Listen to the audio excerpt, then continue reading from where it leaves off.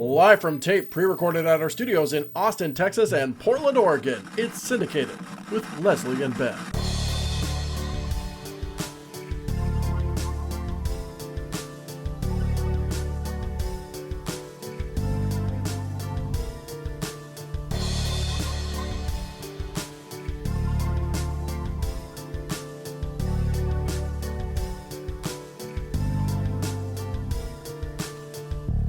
Hey everyone, I am the Ben of that.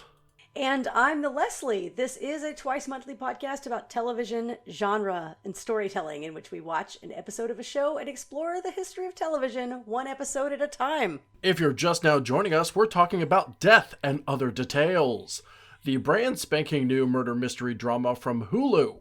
This is one of the few times we've covered a show that's still ongoing, but I believe it's the first time we've covered one that hasn't even completed a full season yet. Right? Yeah? Is that the case? Yeah, I think so. I'm pretty sure. We've done, we did like a bonus episode on Our Flag Means Death, like right after. Sure, but that's just for people who pay us. This is, not for, that's just for our special friends. And even so, that was right after the first season ended. I don't think we've ever done a currently ongoing show that had not even completed its first arc yet. That's true.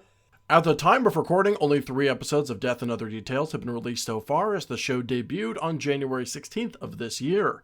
The pilot was directed by Mark Webb, the MCU Spider-Man director, and the show was co-created by Mike Weiss, a producer for Chicago PD, The Mentalist, and Stumptown, and Heidi Cole McAdams, a writer for Stumptown and The 100. Our story seems pretty simple at the start. A bunch of fabulously wealthy but abrasive people have gathered on board a cruise ship to celebrate a retirement and to close a deal with a major business partner, but things go very awry when one of the guests, Mr. Keith Trubisky, is found murdered in his stateroom with a harpoon through his stomach.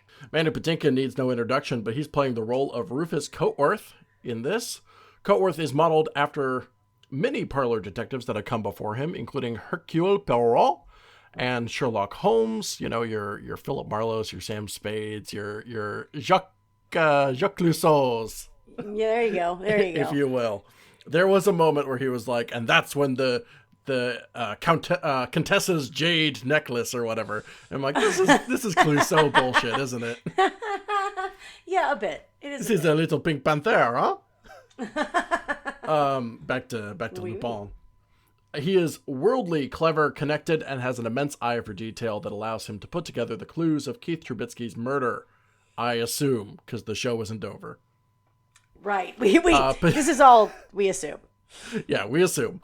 Patinkin is best known for playing Inigo Montoya in Princess Bride, but for television audiences, he's perhaps known for his long-running performances on Homeland as Saul Berenson and on Criminal Minds as Jason Gideon.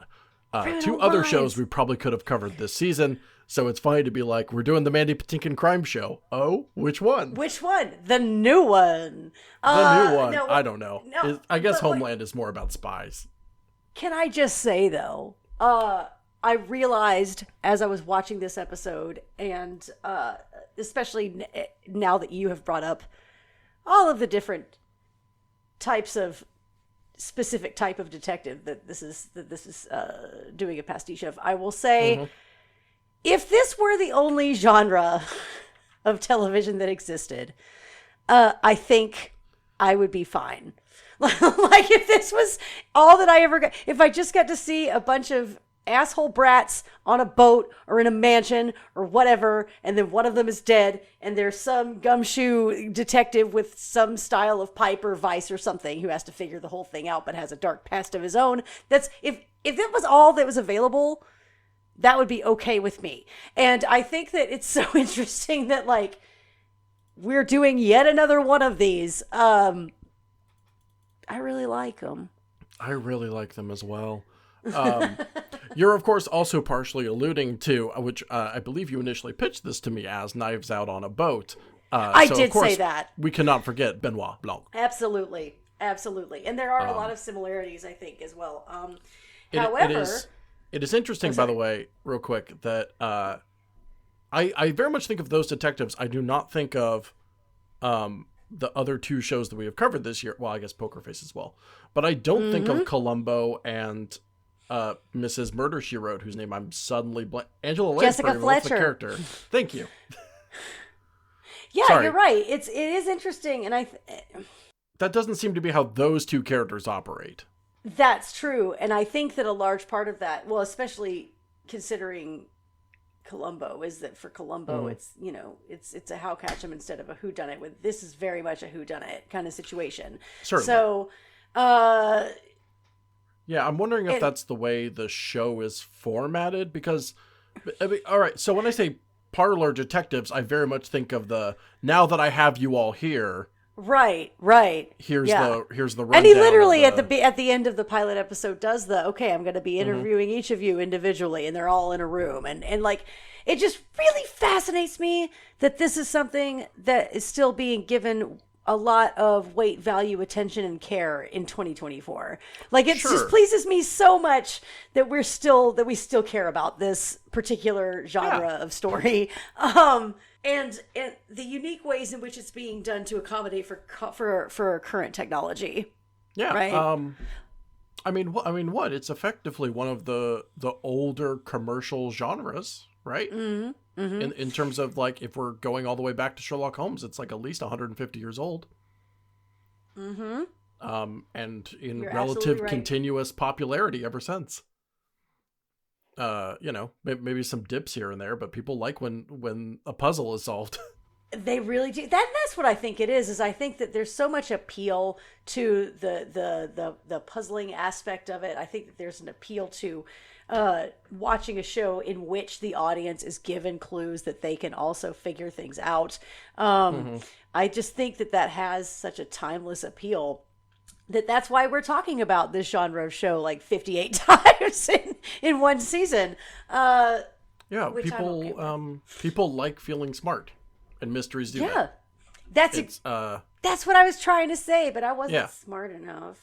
In most well-written... Leslie, hold on. Yes, you are. I'm kidding. In most well-written mysteries, there's a little bit of self-flattery there. Yeah. Because they make you feel smart for catching on. Or Absolutely. Or even if you don't catch on, it's satisfying to watch things close succinctly. And that's why BBC Sherlock sucked so fucking bad. Because they didn't show the audience anything that could help them feel smart at all. It was always like, oh, it was upper bum the whole time. And it's like, nobody told you that. Like, you had no way of figuring that out on your own. Exactly. Fantastic video essay by H. Bomber Guy about why BBC Sherlock always sucked. I definitely recommend watching it. It's such a great use of 90 minutes of your time. Violett Beane plays Imogene Scott, the show's partial outsider to the world of the fabulously wealthy Collier and Chun families. Imogene was raised by the Colliers and works in their marketing department, but is still just a little bit on the outside of the family. When she was young, Imogene's mother was murdered by a car bomb in a mystery that Rufus Coteworth was unable to solve. And this leads to some intense tension between the two of them, even as they work together on the case. Violett Beane played the role of Jessie Quick in CW's The Flash and was one of the leads on the CBS show God Friended Me. Which sure does sound like a banger. A show that when I first saw the trailers for in like 2018, thought, oh, that seems in bad taste. I've never even heard of it. Probably for the best, I imagine. May I read you the plot summary? I'd be delighted if you did. The series chronicles the life of Miles Feiner, an outspoken atheist and podcaster, who is great start, who has sent a friend request on Facebook by an account named God. This account suggests new friends to Miles, people in his hometown of New York City, who will require assistance. Initially skeptical, Miles decides to follow these suggestions to help people. His first suggestion is a doctor who lost a patient and is on the verge of losing his girlfriend. While following up on the second suggestion, he meets and befriends Kara, this character, Beane, played by Violett Beane, a struggling magazine writer. Together, the yada yada yada with a hacker, they try to find out who is behind this God account while still providing help to the account's continuing friend suggestions. So it's like Touched by an Angel, I guess, for like the modern era or whatever. Wow. Do you remember Touched by an Angel? It's probably before your time. Oh, you do? Oh, comrade, Oh. that does not mean it did not re-air. I Fair don't know enough, why I don't know why I pronounced re-air like it was French. Oh, yeah. Oh yeah. Like the cheese? Yeah. We're doing great. There was a line in here. There was a line in this Wikipedia article from which I just read that says, like, initially thinking this is a hoax. Yeah, no shit! Sorry, as opposed to the fractional percentage chance that the real God contacted me on Facebook. Right. I don't know, Initially guys. thinking this was a hoax. This could be a hoax. Yeah! Are you sure it's the real guy? Are you sure this is actual Yahweh? Are you sure? Buddy, look, I don't Yeah, want to get his email address is god@yahweh.com. Like, it's obviously super legit. I don't want to get, like, too into the weeds here, but buddy, even Moses thought he was being pranked the first time around. Damn. Well, it sounds like she's been in a lot of B-level stuff. So I don't know, the Flash did well. Oh, well, fair enough.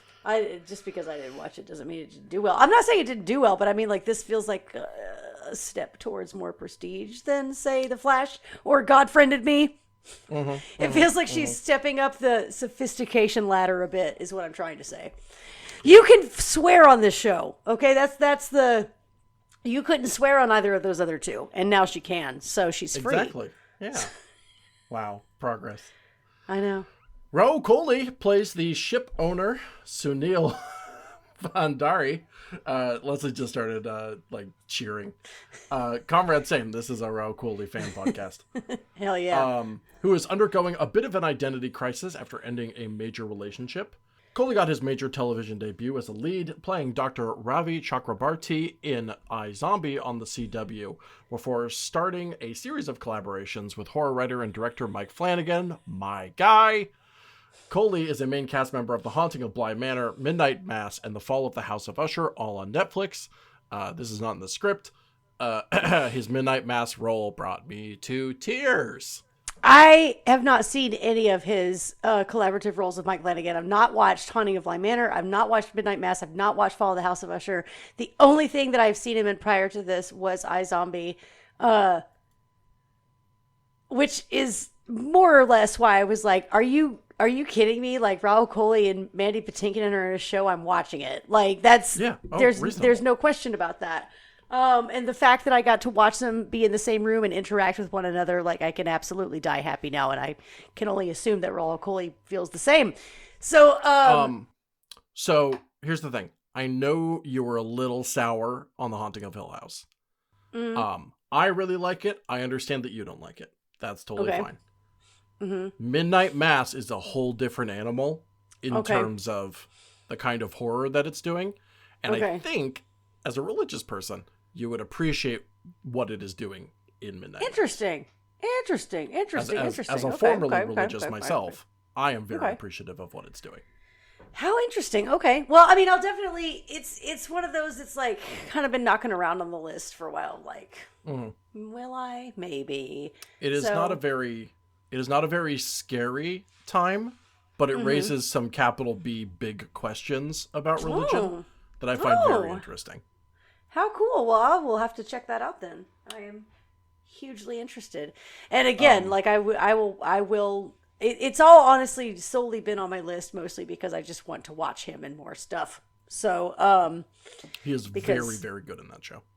Oh my God. I love him so much. He's also incredible in Bly Manor. But did you ever watch any iZombie at all? Oh, I watched the first couple episodes, I think. Yeah, he does a good job on there too. And in fact, I recognized him when Bly Manor came out. I was like, oh shit, that's the guy from iZombie. Talk about Portland productions. The TV show I think is set in Seattle, but whatever. It is. I watched the entire thing. It is. Oh, you did? Cool. Yeah, I saw the whole series. Yeah, I watched all of it, the whole thing. It's good. It's good for the most part. The end floundered a little bit, but they wrapped it up well, and it didn't get canceled. There were no cliffhangers, so I can't complain that much. That's better than we can say for most shows these days. I tell you what. I mean, I really enjoyed it for the most part. Oh, Really enjoyed it for the most part. Our murder victim, the ruthlessly unlikable Keith Trubisky, is played by Michael Gladys, an actor perhaps best known as being the more progressive Hare Krishna following associate Paul Kinsey on Mad Men. Trubisky's aggression and crassness makes the other guests come across rather civilized, but a last-minute twist in this episode indicates that Trubisky's whole persona may be an act. So Dun, dun, dun. that's dun dun dun. I've never seen him. That's the crazy thing about this cast is I have never seen most of these people. I've never seen like the only two that I think I have are Raul Coley and Mandy Patinkin. There's something, if I may, there is something about his appearance in this show, especially with those button-ups that he's wearing. Right, Mandy initially Patinkin? was, huh? Mandy Patinkin? No, sorry, Keith Trubisky, the character. Oh yeah, okay, gotcha. Especially with those button-ups and all that, where I looked at him, I thought, genuinely, who is this Tony Soprano-looking guy? He really is, though. He really is he's a little Wish.com Tony Soprano, I think. No, I think he's great in this. He is. Well, I mean, he is, but he's also a little Wish.com Tony Soprano. I think he's A little great. bit. But yes, no, I agree. Last but not least, we're watching episode 1, Rare. Imogene Scott finds herself attending the retirement party of her friend, Anna Collier's CEO father, aboard the luxury cruise liner called the SS Varuna. She's initially furious to see Rufus Coatworth, the man that she believes to have dropped the ball on her mother's case and ruined her life, happily working with the Colliers' business rivals. When guest Keith Trubisky, a potential investor and friend to Anna's brother Trip, winds up dead in his room, Imogene finds herself teaming up with Coatworth, even if she can't fully trust or forgive him yet. Dun dun dun. Lesley, this was your pick. It sure was. If you wanna have first swing at it, by all means. The question always at the beginning is, why did we pick this show? Why did we pick this episode? Well, it just started. It's in our genre and it's the pilot. So I just thought, why don't we try something brand spanking new? Because it was coming up on time for us to figure out what we might want to do. And I had just happened to see that this was a show that existed and that had Mandy Patinkin and Raul Coley, as I mentioned already. So I knew I was going to be locked in. So I figured, and I'd watched the episode already when I told you about it, of course, and decided to just give her a chance. Yeah. See how she did. So that's why how we're did she here. do? What do you like about it? Oh man, it's interesting because obviously I've seen the episode twice now myself. No, 3 times. And for me, watching it now, whilst trying to find all my notes and things to talk about in terms of television, genre and storytelling, is that I just kept getting sucked into trying to see like the clues again, because now I know at least, 2 episodes worth of what's happening. So I know that some stuff is more, it's one of those, like it's that kind of show, that sucks you in and tells you important details, and does it really well. And so I think that it's greatly rewatchable. Obviously, I think that it is unraveling a mystery pretty well. I think that that the writers have already got a lot of stuff figured out. I think that it's just a really, really good, in the style of Knives Out, classic whodunit, locked room, give it to me, privileged assholes, Mandy Patinkin, Raul Coley, let's go. I love it. Could not agree more. May I have permission to be a little harsh with this show? Please. I think this show makes a lot of mistakes. Tell me more. I want to be clear that I like it and I'm going to keep watching it. Yeah. I wish there were some choices that it didn't make. Okay. That purely going off of the pilot alone, because I have not seen any more of this show. I've only watched the pilot. I wish we're ironed out a little bit more. Well. And some of that shit is in the cinematography, which I find okay. very, very muddy. All right. Tell me more about that. Sure, I will. Let me pull up my notes here. Sure.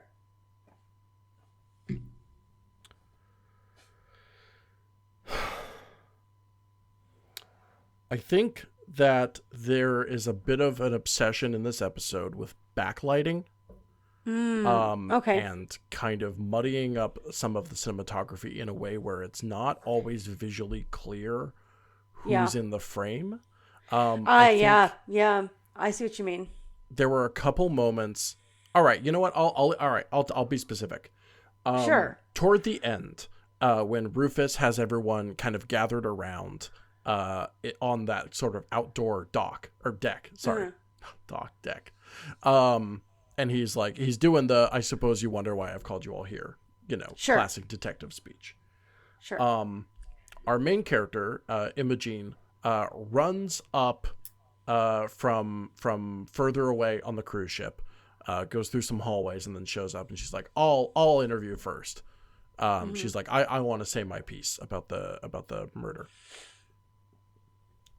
You can't see her fucking face. There is a moment where it is so dark there. And they don't light the faces of anybody in the show. I do agree with that. I really do. I agree with you. So what is supposed to be a dramatic cliffhanger moment where she's like, I'll go first. We can't see her facial expressions because for whatever reason, the front of her face is masked in these deep blues that the rest of the shot is also masked in, so that she as a person does not stand out to the camera. That is definitely one thing that I'll say that I agree with. One time, when I tried to watch it and it was daylight outside, it was difficult to see what was happening. We've talked about this. How many times have we talked about this? Mm-hmm. The first time I ever, complete side tangent. First time I've ever noticed this, I think was it was like the 6th Harry Potter movie or something, where I was like, it's like so what is that, Half-Blood Prince? Probably. Where Yeah, I was just probably. There were so many people standing next to big bright windows, but they were in dark hallways, and I'm like, who the fuck is talking? And that, I noticed that at what was I, 17 or whatever? I was like, I can't tell who's talking. This is lit like shit. And that was the first time I really noticed major technical errors in what should be a blockbuster movie. Anyway, I think this suffers from that. In almost all of those staterooms when people are talking, there's so much light coming from outside because they're in the Mediterranean. And they're standing in such dark rooms that everyone's encased in shadow, but not in a way that's visually interesting, like a noir or a neo-noir, or that's leaning in on chiaroscuro lighting techniques or anything. It's just they're just in darkness or whatever. And the focus of the shot is therefore the light behind them. And it's clear based on how often it happens that that's intentional, but it doesn't look good. And in fact makes it kind of, especially because we're introduced to a cast of a dozen people right off the bat. Right. It kind of makes it, some of which are family members. It kind of makes it a little hard to tell who's talking. Yeah, I definitely agree with that. But I feel like it's like I said, how many times have we talked about this? For some reason, it's a trend now. And I don't know what that is. I think it's a modern streaming for television thing. Or excuse me, a modern television for streaming thing. Right. For some reason, I don't know what it is. The speed at which these shows are made, maybe the overall, it's happens at an executive level. I can't tell, but for whatever reason, lighting doesn't seem to be important. And which is a bummer. And I've people have complained similarly about stuff like sound mixing kind of being universally bad these days. Everyone needs captions or subtitles to tell what's happening. I think it's kind of a case of people are both maybe just not giving it the time and attention to sound mixing and lighting that it deserves.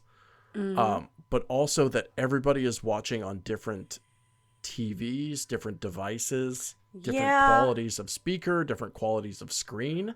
And I think it's a case of people trying to find like the lowest common denominator of visuals that can play well on all of those types of screens, or sound that can play on all those different types of speakers.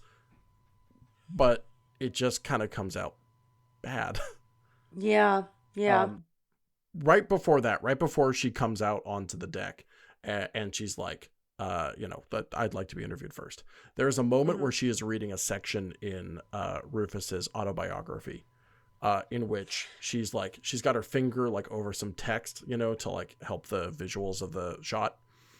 And the book, her skin tone and the background behind the book are all the same color of brown. Yeah. That does not make for good cinematography. Sure. And I kept noticing that, and it kept bugging the hell out of me. And I genuinely think if you changed up maybe some of the visual aesthetics of this show just a little bit, I would like it easily 30% more than I do now. Yeah. I think adding just a drop of clarity would really fix the issues. It would go a long way. Yeah. Yeah. Yeah, definitely. And the problem is that those same like lighting techniques happened in the Collier family estate in the past. And they happened on the boat, and they happened, whatever. But it just the only times I could clearly tell what was happening when everyone was on the on the deck in the daytime. Yeah. Yeah, same. Yeah, it was that was difficult and that was annoying. But again, like it didn't even register to me to complain about that because it happens so often now that I'm just like, well, fuck me, I guess we're just not allowed to see things anymore. So yeah, I think that's it. I think visual clarity would help a lot of the issues that I had with this show. Yes, I would definitely agree with that. But again, like it did not occur to me to complain because I have that problem with so many shows. It happens a lot, doesn't it? It happens so much that I was just like, is this even anything that's worth? Is this anything? And normally that would be, well, I guess normally that would be enough for me to stop watching a show. But obviously we're covering this for the show. So I had to finish the pilot, obviously. And I will probably still because I like Mandy Patinkin, obviously. Because I love Mandy Patinkin too, but bro, I'm telling you, that's what made me stop watching Yellow Jackets. I quit watching Yellow Jackets because I straight up could not see what the fuck was going on. Yellow Jackets is so sorry. And it's so, yes, and it's such a good show. And it's so, like, the writing and the characterizations and, like, all sorts of, like, the mystery. Like, I eat that shit up for breakfast, lunch, and dinner. I just want to see it. Like, show it to me.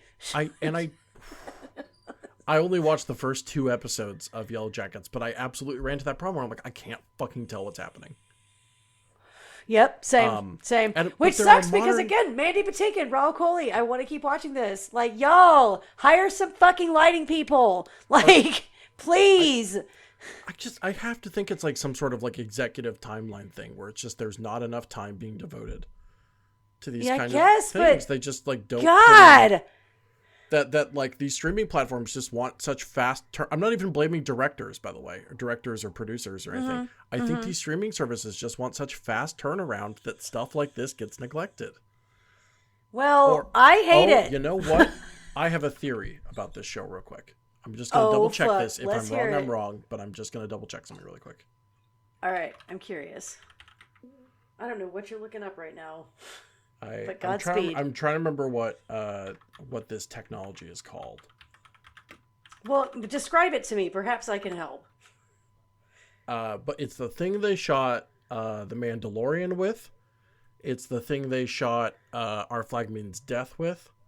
It's those big round lighting screens that like surround the entirety of a sound stage. I don't know what those are called. And they're meant to create realistic lighting. I see. It's called like volumetric lighting. Is that what I'm thinking of? Or possibly. Or something like that. And people say like, oh, it adds realistic lighting so you can like, it's these big digital panels that can change like on the fly, so you can set up for different angles. Like obviously for Our Flag Means Death, it means you can have endless sea horizon in every direction. Or endless ocean horizon, I should say, in every direction. Right. And then alien sets for Mandalorian and whatnot.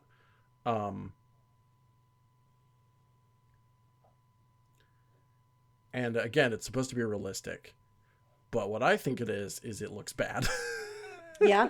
Yeah. I think it relies very heavily on creating a lot of gray tones. I agree. And I agree completely. Muddled tones that I don't like how that shows up, and I think that has affected the visual quality of a lot of like modern, a lot of the Disney Plus like Star Wars kind of stuff is filmed using that, and I think it gives it this really kind of muddy gray thing that lends itself very well to CGI composition, but not good for cinematography. And I am wondering if this was filmed using similar technology because it was filmed at a soundstage and not on obviously a boat. Not on actual sea. I think you could be onto something. I am wondering if that's the case, but I cannot find the name. So is this, Ben, is this the real mystery that we were meant to solve all along? Oh my God, it might be. By the way, I have things I liked about this show, by the way. Sure. I mean, Mandy Patinkin's in it, so there's that. Raul Coley's in it, there's also that. All right, I can't seem to find confirmation that's the case, but I have noticed that has popped up in a lot of modern TV making right now, instead of sets, and I'm wondering if that's what the deal was, that they. It's entirely possible that they went for that super gray lighting. Can't confirm that. I can't find an article confirming that one way or another. But that just occurred to me as we were talking. I was like, oh, it might have fallen into the trap of using that technology, which can just kind of just gray out an image in ways where it doesn't stand out. Anyway, there's plenty I liked about it. I like that the show is kind of leaning more toward a florid, unrealistic dialogue. I think that's fun. Yeah. I think that's good. I wrote down a couple of things I liked. I think Mandy Patinkin says you'll sleepwalk your way into the grave. At one point, someone uses the phrase pockets as deep as the Mariana Trench. Obviously they're sailing, so that's cool. Like someone says like, to Raul Coley's character, they're like, they'd appreciate it if you, met the daughter of the Collier family. So Anna, I guess. Sure. Oh, it seems like she likes the fairer sex or something is said. Yeah. She prefers the fairer sex. Yeah. I like, that's like, I don't know. It's there's a floridity there that like, I like it. It's stylized. It is stylized. And there's, and it even, because the way that it matches the narration makes it feel like we're really in the story, because there's the narrated monologue and then there is spoken dialogue between characters, and the two are both so purple in terms of how it's written that lots of purple prose there, that it is something that feels very rich. It feels very considered. Yeah, very much so. It feels like I am, you know what? There we go. You said purple prose a moment ago. It feels like I'm reading a book. Yes. It feels like I'm reading a book and that these lines are written by an author. Correct. So do you think that this is his autobiography then? Like another biography? A sequel, perhaps? I'm sorry. I said, do you think that this is perhaps a sequel to Coatsworth's biography? Like in universe? Oh, that'd be fun. Yeah, I know. Oh, that's cool. Only one way to find out. The people, I guess that's it. The people talk like they're book characters in maybe a semi-pulpy, like Agatha Christie sort of story. Yeah. So it's not just the style of a Hercule Poirot mystery. It's that it's like in its formatting, it's written like the dialogue of a Hercule Poirot book. And I think that's really fun. I agree. And there's all sorts of these like little phrases that the characters like pepper in, regardless of their like class in the story or whatever else. It's not just the rich folks talking like this. Like everyone's kind of talking like this. That I really appreciate it because it makes them feel like they're literary characters, and I can like latch on to that. it's not like normally if it were to like botch this, if we were to do it like halfway, I'd be like, oh, this is a weird choice we're making, but it feels like, oh, this is what we're doing. Okay, cool. I can get on board with this. Yeah. You know, there's like a stylistic choice that's happening here that I really appreciate. Oh yeah, that makes sense. Yeah, I'm with you.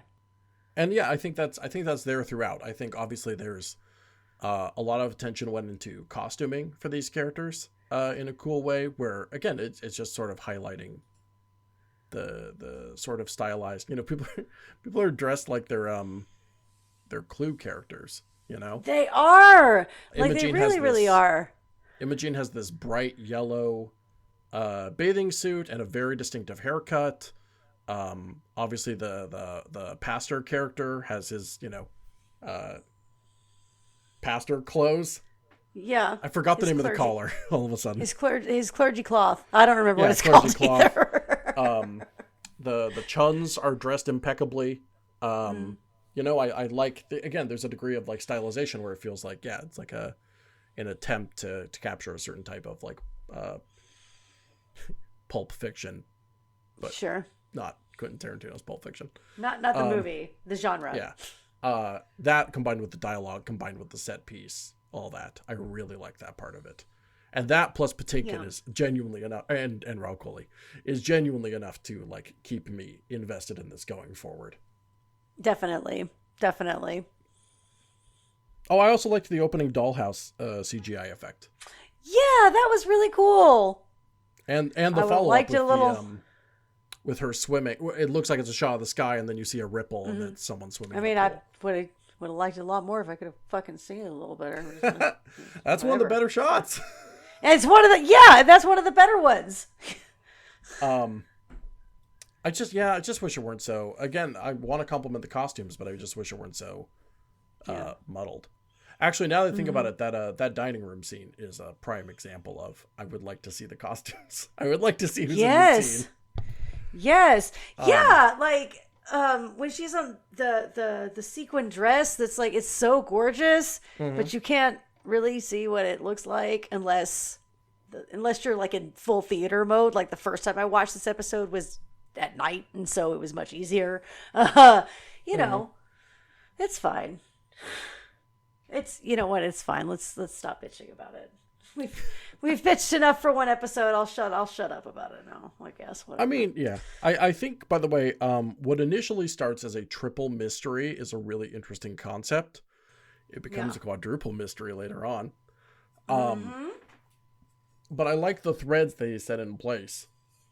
Yes, the three parts that I wrote down are what happened to her mother, how did Mandy mess up, by obviously I mean Rufus, but in my notes it just said Mandy. And then who killed the victim in the present, right? Those are our three mysteries. Yeah, but I would say that there's also the fourth mystery who is the identity of the man whose name is now eluding me, that they think that it's definitely this specific person. They keep putting a name out there. Yes, absolutely. Wait, the was that like Sam Novak? Yeah, it was something like that, and they keep saying over and over, like, I know, like, so that guy's identity, whoever that guy actually is. Yeah. So yeah, and the hook of what is Keith doing in the past of both Imogene and Rufus. Yeah. There's questions about like what is he doing? Is he involved? Hence the whole is his abrasive, rude, rich guy persona, is that all a front? Is he? Well, I think having now watched it a couple of times, and Hector pointed this out too, my lovely fiance, my favorite person. Come on the show, Hector. That the daughter, the Chun daughter, probably spilled the water on the watch at the beginning of the episode on purpose, because she was trying to destroy it because it might be some kind of spy technology, and she was aware of that. And we both also think that Hector posited, and I agree, that the reason why he got so upset was because his watch is like, it is more valuable than it appears. Right, because due to the fact that Imogene says it's junk, right? Yeah, she says it's junk. Then she breaks it later on, and then I think she pockets it. But that's for another discussion. That's not for this discussion. But I do think I think that there are definitely elements in there that are when you rewatch, you pick up on things and start noticing. So I think that's why I think it's such a solid mystery. Solid mystery. Yeah, there we go. I think I like I like the plot. Mm-hmm. I like the plot and its execution as written.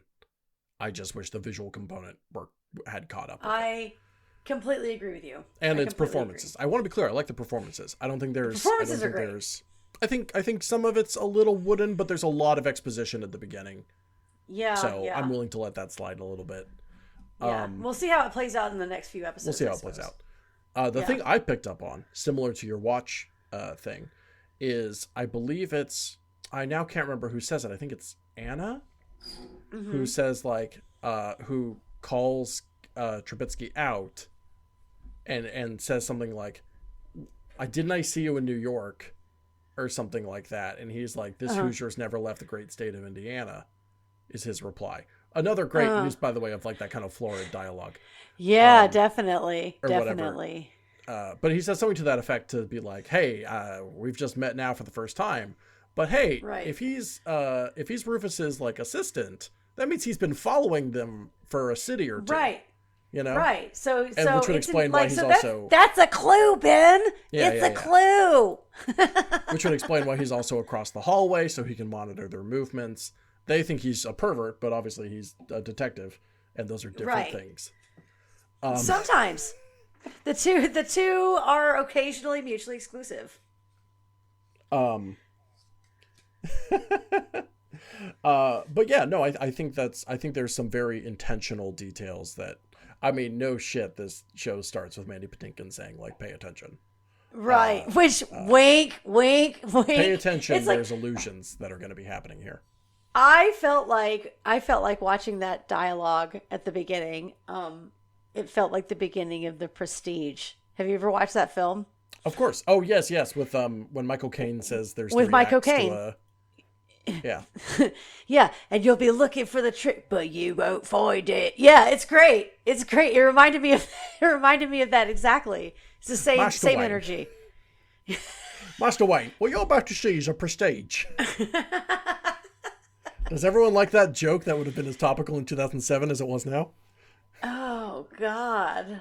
No, yeah, absolutely. I do love when media kind of declares what it's going to do. In a fun way like that. And I think that's clever. And I like, once again, Lesley, what were we not saying? I like feeling smart. Yeah, we all do. And this show is letting me feel smart because I'm and picking it makes up me feel on real. things. I'm picking up what they're putting down, man, and it makes me feel real smart, and I like that. Sorry, not to complain about that. I'll cut this.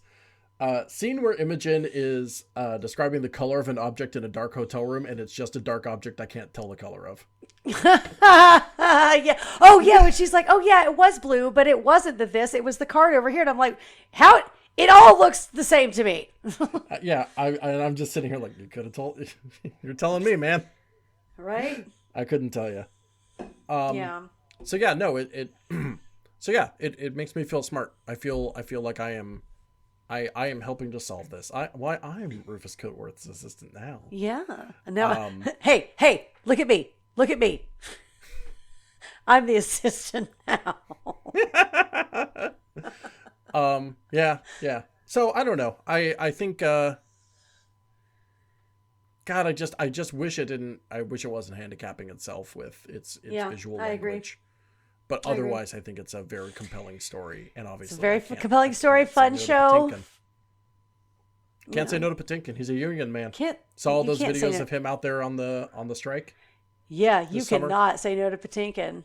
Yep, him and Odenkirk just out there every day. Two souls hanging out. That's so true. Did I ever tell you about the idea that I had back in 2007, maybe 2008, that Mandy Patinkin should do a one-man show where he tells the life and story of Abraham Lincoln, and it's just called Patinkin is Lincoln.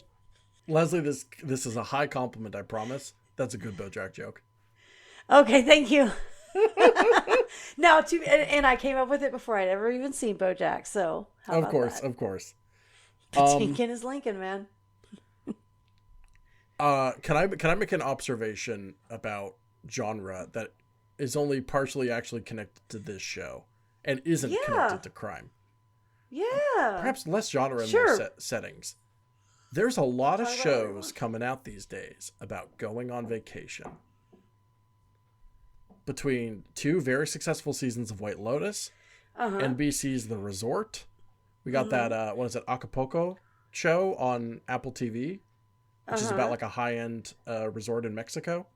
Sure. And we got this one about cruises. And Yeah. I'd like to propose Oh boy. that this is an attempt to get people to go on vacation and get out of and start traveling again. You think so? Post-COVID. You think this is propaganda from Big Travel? I literally think so. Yes. Yeah? You make it sound a little silly, but yes, I literally think I'm it's not trying to make it pro-travel. sound silly, but I'm like, yeah. Tell me more about this. I genuinely think that people are obviously just not traveling as much because airplanes and airports and, COVID, and it was all stay home, don't travel, don't go anywhere. Well, on top of that, where are you going to get the money? Oh yeah, and people were flat broke. We're obviously. in a recession. So yeah. And people were flat broke, obviously, during the Yep. pandemic, and still Yep. are now, obviously. Yep. But also, especially, we were very much encouraged not to go anywhere. Planes were considered the big danger and all that. And I genuinely think that there are so many shows about vacations and traveling right now. I think that's on purpose to get How us to go interesting. back out there. That's Now, really interesting. I don't mean that in like a scary conspiracy way, but Okay. I'd like to point out that many of these television networks are owned by large conglomerates that also own hotels and resorts and cruises. Sure. I 100 like literally this show is what? It's put out by Hulu. So that means this was made by, in part, with ABC Television, which is Disney. Disney, who's like the big travel company, like the biggest travel company. Sure. And obviously has their own cruise lines in forms of like the Disney Wish cruises, but also has theme parks around the world. And I think that's kind of maybe the same deal with White Lotus is a Warner Brothers production. Warner Brothers absolutely has resorts and hotels. Yeah. I 100% think this is hey, get out of the house. Come visit. Interesting. Don't you want to spend $1,500 a night on this cruise ship? Huh. Don't you want to come to Vegas? Watch Hacks. Come to Vegas. Well, now I got some thinking to do. So, thanks for that. You're welcome. I think there's an underlying theme of destination tourism happening in a bunch of major shows right now that is How trying to get us to fascinating. shake off our travel fears, maybe. Yeah. Or even if it wasn't connected to COVID, I think showing luxurious people lounging luxuriously, it acts as a commercial a little bit. You know what I mean? Sure. Look how much fun these people are having at this inclusive resort. Right. Don't you want to come to an inclusive resort? You want to. Everybody's having fun. I just All the think cool kids are there's doing it. I just think there's a little bit of that out there. You know what I mean? Okay. Yeah, I hear you. It's not as explicit as when, say, in The Walking Dead, they walk past like random completely clean Lexuses or whatever. Sure. In the street, and they're like, "Wow, thank you, Subaru," or whatever. But I think there's a little something there. Interesting. All right. I'll buy it. Something I've noticed. I'll buy that for $1. I don't think it's a bad conspiracy. Yeah. I don't think there's like horrible connotations of that. Sure. I mean, it's you trying to make money. What are you gonna do? Yeah. Like, I just think it's fine. I just think these big companies that also happen to own hotels would like people to come to those hotels. True that. Cruise ships seem like fun. I wish they didn't have such a bad environment. Man, I know. I want to go on one, but not really. But I do until I get there. I wish they weren't actively killing the ocean, because otherwise Yeah. I'd be all for it. Yeah. Man, what a bummer. Thanks for ending this episode on a fucking bummer, Ben. No. Because I'm sure this has come up. But Lesley, I love boats. I love boats too. When I was a kid, I used to be on a boat all the time because my aunt's boss had a boat, and we would go out all the time on the boat. Oh fuck yeah! It was amazing. Like one of those, like not like a yacht, but like a little, like the Stugatz kind of a little bit. But it had like like a little tiny kitchenette thingy and like a little you could sleep on it and that kind of. Yeah. And then it had, and then like there was like a dinghy, and like we would go like ski, like not jet skiing but the water skiing. Boats. Because I used to live on Smith Lake, which is not on it but close to it. Sure. Yeah. That's so cool. Yeah, man, it was rad as fuck. I'm trying to picture. I can only picture the ones that have like 5 seats. That are like just kind of like speed boats that you might take out on a lake, but I'm trying to I know what you're talking about. It's like it's like barely a step up. Yes, I'm talking about like barely the next step up. Like, well, it's like I said, it's like on Sopranos, the boat that Tony had. Yes. Okay. There we go. Thank you. That helps. Like that. Yeah. Like the Stugatz. Yeah. I don't have enough boat experience, so I was like, what's that look like? I know I've seen those. It looks like the one on that Tony had. No, I want to be clear. I buy it. I fully buy it. Yes, I'm fully picking up what you're putting down. I just wanted you to know. I don't doubt that this is true. Thank you. Well, there's multiple episodes on Succession where they're on a cruise in like the Mediterranean. They go to Iceland for this big like kind of exclusive resort for one of the big business deals in season 4. There's a big luxury wedding in like Britain at one point. Like I think they're just like, come travel, get out there. I want to know what the history of fictional television show propaganda has looked like. I want to know what shows were created, for stuff like this. Just purely, this can all be cut out. This has nothing to do with anything we've talked about. This is the core premise of our show, is it not? Well, yeah, but I mean, like, our listeners don't care if I'm like, I want to find out about this. Like, I'm just like, look, dude, I'm zooted, and I'm just like, ooh, I want to read about this thing. Like, nobody cares about that. About what I do in my spare time. Sure. Well, it's stuff like it's one of the reasons we wanted to cover crime, because like so many of these crime shows obviously portray criminals in like a really sometimes very compassionate light. Even characters are meant to hate, like Soprano or whatever. Like these are very compassionate characters, and I think that's in contrast to a lot of police media, for example, your CSIs, etc. at all. That are very focused on, the dividing lines between law and order. I'm sorry, law and order are the same thing. I meant law and crime. Sure. Which I find inherently less interesting and are obviously, in many cases, fully just police propaganda. Yeah. Trust the system as it exists. Police always do what's right, etc. The perp is always guilty. I mean, that's like TV's big... They're always guilty. Oh, yeah. The perp is always guilty, and they always did it for evil reasons. Right. It's never complicated.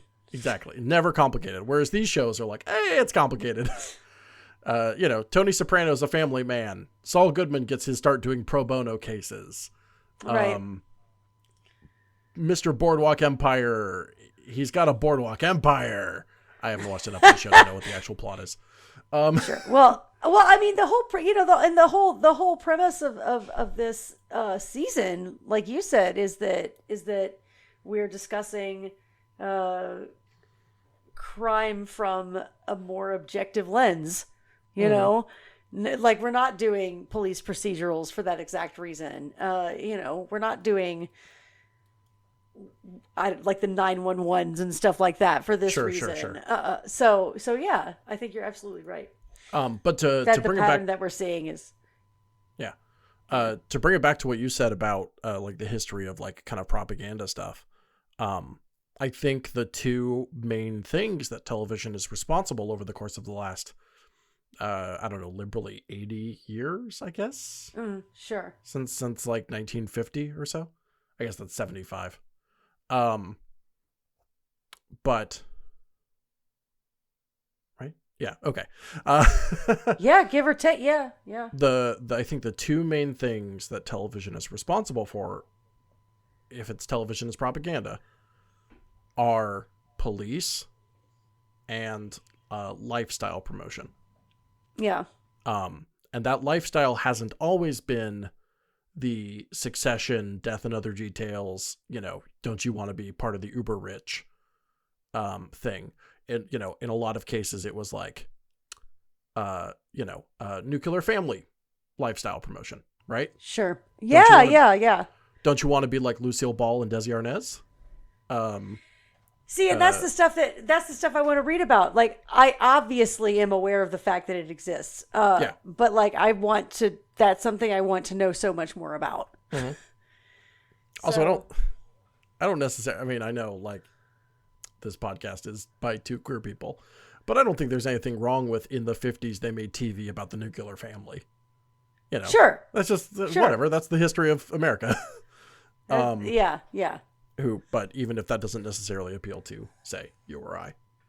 Right. Right. Even if we can't relate. Oh my God. Remind me to show you later. Sorry, this is not relevant. But later, my friend Bree sent me this meme and I read it and I looked at it and I looked at it and I looked at it and I was like, dude, I'm gonna be real with you. Like, I think that you probably have to be straight to understand what this is trying to say. Like, I literally, it wasn't even like are the quote unquote, are the straights okay? Haha, they think, I don't know what it was trying to say. I literally do not understand what it was trying to say. Positive, negative, in between, no idea. Absolutely gobsmacked. So yeah, I will send that to you and you can also be gobsmacked. Please. Yeah. I want to decipher it much like our friend Rufus. See? No, but yeah, I think those are the two things. I think those are the two things TV has been pushing, like the entire time, ever since like Dragnet or whatever. Is trust in the police, and don't you want this lifestyle with this? Right? Don't you? Asterisks. Well, the thing is, you have to understand too, is that in all of those where there's a nuclear family and all that stuff, the father, the breadwinner, is not the boss of anywhere that he works. No, he always has the boss, and the boss is like part of some of the comic relief and stuff like that, but he's never the boss. And that's probably part of their propaganda too. Like, don't you just want to have a nice life? Like with your job that pays you enough and your boss that understands you and your wife and your picket fence. I think that's probably definitely part of it too. Yeah, it's sort of this has nothing to do with what? Huh? This has nothing to do with this episode of this TV show. But it's also the core of our show is what's the purpose of TV. I know. It's just funny. It's funny that it's happening in the Death of Other Details episode. Yeah. Like, I feel like this probably should have happened a while ago. It should have happened during our first season on Workplace Comedies. Right. We were watching the Dick Van Dyke Show. Why were we not talking about this? No, but yeah. It's you have a role in society. Doesn't this role look nice? Yes, correct. Or don't you want to be part of this lifestyle? And then it's whatever lifestyle is de jure at the time. Don't you want to dress like this? Don't you want to own these kind of things? Mm-hmm. Oh man, I'm going down such a rabbit hole. Don't you want to get in your little Flintstones car and? Anyway. But yeah, no. This is obviously. I think this whole season has been a subversion. I completely agree with you. Yeah, has been a subversion of those kind of topics that a lot of maybe more mainstream TV is pushing. Not that Sopranos isn't mainstream, but it wasn't at the time. It wasn't at the time. Perhaps wasn't at the time. Yeah, in comparison to a lot of the more mainstream, say, network ass police shows. Yeah. Network ass police shows. Those damn network. Fuck those network ass police shows. Anyway, we've taken we've taken a long route to Yeah. get here, but Yep. yeah. Sorry. That's all. No, don't apologize. I think it's good we had that conversation. I I would thought it was also a great. It's a good combo. to go back to what you said to set this up. I would also be curious in reading like a history of Yeah. what television. I want pushing to. I want to know various more too. ideas. I want to know more too, man. I would love to see a breakdown of that by TV show even. I'm telling you, I'm going down such a rabbit hole when we are done recording this. Such a rabbit hole. Something to consider when we pick our next genre for season 4. Sure, which needs to happen soon. Which needs to happen soon. Once again, the ball's in your court, my friend. Oh, boy. But I think that concludes our discussion on death and other details. I think we've perhaps run out of ways to dissect this show. We had plenty to say about AMC Plus, though. Yeah, we did. Yeah, let's get into it further. We don't know what our final episode of the crime season is going to be, but this is number 12, and we have done seasons of 13 at a time. So we've got one more, and then we're out of here as we move on to our next season. Thank you so much for coming along this ride with us the whole time on this little case. I guess it's a ride along of sorts, but we're not police. Nice. We're just podcasters. Nice. Folks, my name is Ben Hamlin. This should not come as a surprise, but you can find me online at Ben C. Hamlin or at Sufficient Owls. Most anywhere, you can go to allmylinks.com/Ben C. Hamlin for more. Lesley, what about you? You briefly came back on Twitter.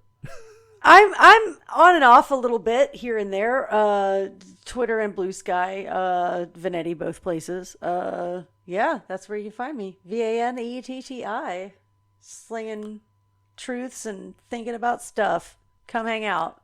Hell yeah. This is a production of InfinityBreak.net. You can find out all of our other work at InfinityBreak.net, where we're telling stories our own way.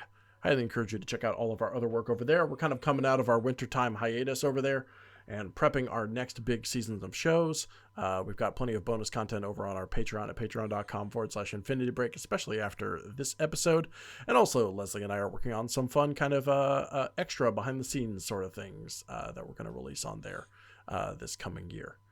Thanks for listening, folks. We'll see you in 2 weeks' time for our final episode of the crime season and whatever comes after that. Stay tuned. See ya.